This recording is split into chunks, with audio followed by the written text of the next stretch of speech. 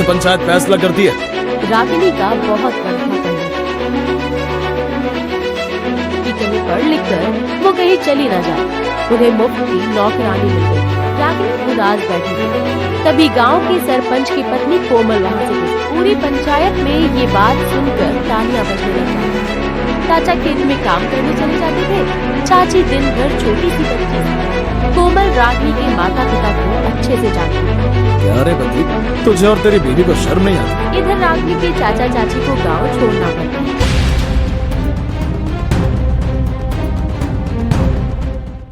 एक गांव में एक लड़की रहती थी, उसका नाम रागिनी था।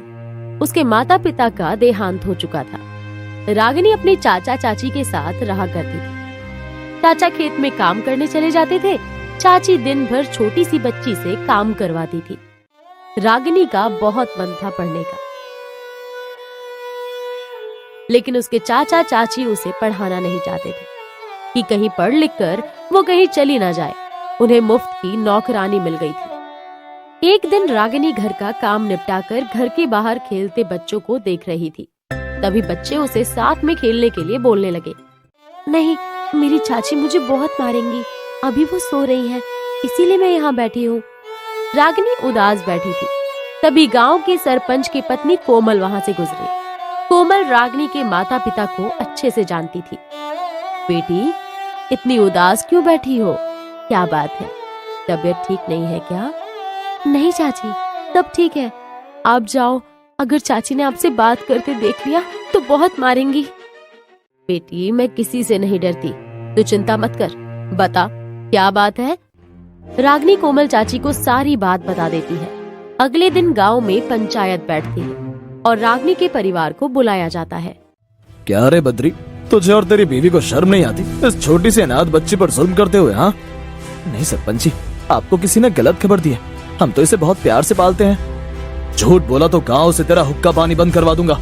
तूने इसे अभी तक स्कूल क्यों नहीं भेजा और तू इसे बच्चों के साथ खेलने भी नहीं देता? मालिक, इसका ही मन पढ़ाई में नहीं लगता। झूठ बोल रहा है। आज से पंचायत फैसला करती है कि इसे पूरे गांव में कोई भी सहारा नहीं देगा, कोई इसे सामान नहीं बेचेगा, कोई भी इनके परिवार से मतलब रखेगा तो उसका भी हुक्का पानी बंद समझो। वो तो ठीक है, लेकिन अब इस बच्चे का क्या होगा? ये तो और जुल्म करेगा इस पर। हमने फैसला किया है कि इसे मेरी पत्नी कोमल पालेगी।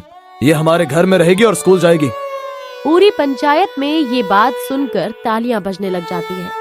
बद्री गिड़गिड़ाकर माफी मांगता रहता है, लेकिन पंचायत अपने फैसले पर अटल रहती है। उसी दिन कोमल आकर रागिनी को ले जाती है।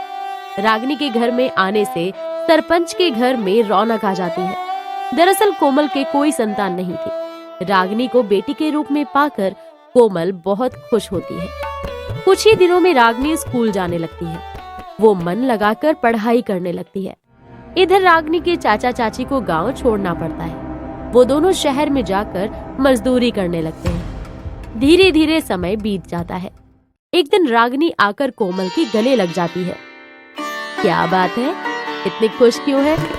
माँ, मुझे कॉलेज में दाखिला मिल गया है, अब मैं इंजीनियर बन पाऊंगी। सरपंच और कोमल बहुत खुश होते हैं। कुछ ही दिनों में रागिनी शहर पहुंच जाती है।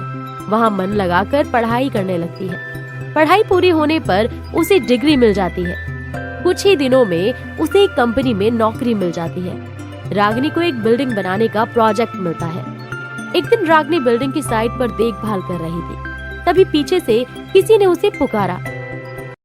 मैडम, मेरे पति बीमार रहते हैं, उनकी देखभाल के लिए मैंने एक दिन की छुट्टी ली थी।